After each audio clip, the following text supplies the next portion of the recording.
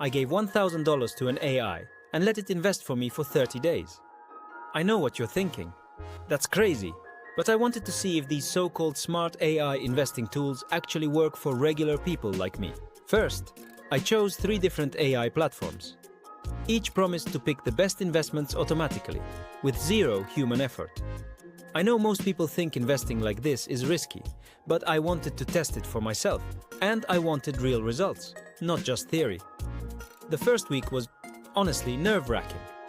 I watched the AI buy and sell stocks, crypto, and ETFs while I just sat there, skeptical.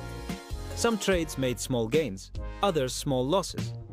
I started to doubt if this experiment would be worth it at all.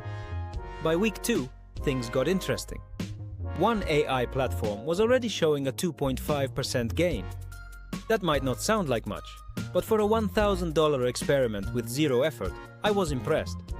The other platforms were slower, some even dipping slightly, but I reminded myself, this is a test of patience, not instant results. Week 3 was wild. The AI started making trades I didn't expect. It bought a mix of tech stocks and some small ETFs I had never considered. One of them jumped 8% in a day. I literally leaned back in my chair thinking, wait, this actually works. That moment made me realize that letting AI experiment with small amounts of money can really teach you how investing strategies perform in real time. Finally, after 30 days, I checked the results. Platform 1 made me $48. Platform 2 made me $72. And Platform 3, well, it lost $5. Crazy, right? I honestly didn't expect a net gain, especially with only 1,000 and zero effort on my part. But this proved a huge point. AI can help you grow money, but you have to choose your tools wisely, monitor them, and understand that not everything will succeed. Here's what I learned. You don't need thousands or millions to experiment with investing. You need smart strategies, patience, and the courage to test things that seem risky at first. Even a $1,000 experiment can teach you more than reading 100 articles online.